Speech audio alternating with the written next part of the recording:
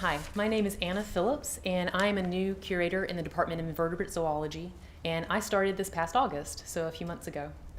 I've not been here for very long, but today I'll tell you a little about my research with parasites, as well as the transfer of a national collection to the NMNH. Parasites comprise a large component of biodiversity, and almost all free-living organisms are host to one or more parasitic taxa. So when you think about the life science departments here at the museum, such as those in vertebrate zoology, entomology, invertebrate zoology, and even botany, these departments focus on the study of organisms that are hosts to parasites. So parasitology, by its very nature, is collaborative between those who study the parasites and those who study the host. My work begins with documenting parasite diversity, specifically parasitic worms, and determining the evolutionary relationships between parasitic worms using morphological and molecular data. This understanding of the diversity of parasitic worms provides a solid base for the evolution of studying the evolution of parasitism and coevolution between parasites and their hosts. I investigate these concepts in two groups of parasitic worms, leeches and tapeworms. There's roughly 800 species of leeches, and leeches exhibit a broad range of feeding behaviors, including feeding on vertebrate blood, invertebrate heme, consuming whole insect larvae, and even other worms. Tapeworms are much more speciose than leeches, and there's approximately 6,000 species of tapeworms. And they parasitize all classes of vertebrates, and many invertebrates serve as intermediate hosts. Both of these groups have global distributions. I focus my work on a subset of each of these groups, jawed leeches in freshwater and terrestrial habitats, and tapeworms in non-marine birds. But it's the differences in how leeches and tapeworms interact with their hosts that provide contrasting perspectives of parasitism. Leeches are temporary ectoparasites and spend much of their lives free living, while tapeworms as adults must live inside the intestines of their hosts. It's these fundamental differences in the biology of these worms that means that they fall out at different ends of the spectrum of host specificity. Leeches have a broader range of hosts than tapeworms, and some species of tapeworms parasitize only a single host species. I'm still building the foundation of knowledge of both of these study systems, and this includes formally assessing host specificity with quantitative methods, essentially for the first time for species of leeches and many species of tapeworms. This involves using an index to place taxa along the spectrum of host specificity. So in this schematic, you can see leech species are represented by L's and tapeworm species are represented by T. But it's this middle area in the middle of the spectrum where the leech and the tapeworm species are intermixed that is the most interesting for asking key questions about the evolution of parasitism and host specificity.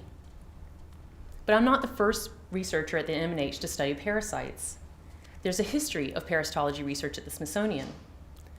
There have been at least 4 curators whose work has addressed parasitic taxa as well as free-living taxa, and most of this research has centered upon parasitic copepods.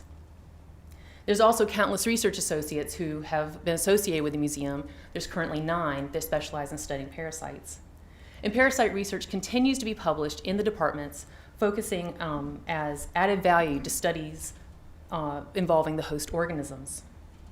So while there's been a history of parasitology research at the Smithsonian, there's been a historical partition between the invertebrate zoology collections and the parasite collections. Currently, almost all parasitic taxa are kept at the National Parasite Collection, or the NPC.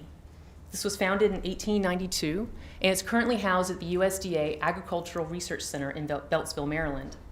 This is an active collection of receiving new specimens and processing loans, and is maintained by a collection staff who conduct their own research with parasitology. This is considered to be one of the top 3 parasite collections in the world in terms of taxonomic breadth, but also as an irreplaceable collection of parasites through space and time. The modern view of biodiversity recognizes that parasites comprise a large component or a large number of the connections in food webs. They serve as indicators of global change and have a greater relevance to society than their role in human, plant, and animal disease. And there's been interest in transferring the NPC to the Smithsonian for almost a decade, namely because this is a national collection, and the Smithsonian's priorities include maintaining the integrity and accessibility of biological collections. But what does this transfer of this national collection mean for the NMNH? A scientific collection is more than its specimens. So first, the staff of the MPC will be joining us in residence in the Invertebrate Zoology Department for the care of this collection going forward. Second, this collection will engage the international parasitology community with the NMNH community in a way that's not been seen before at this museum, by way of visiting researchers as well as opening new doors for collaborations. So the NMNH has a history of parasitology research, but the transfer of this national collection signifies the NMNH becoming a national center for parasitology. So I'd like to acknowledge my research collaborators and also those who have been instrumental in making the transfer of this national collection possible. Thank you.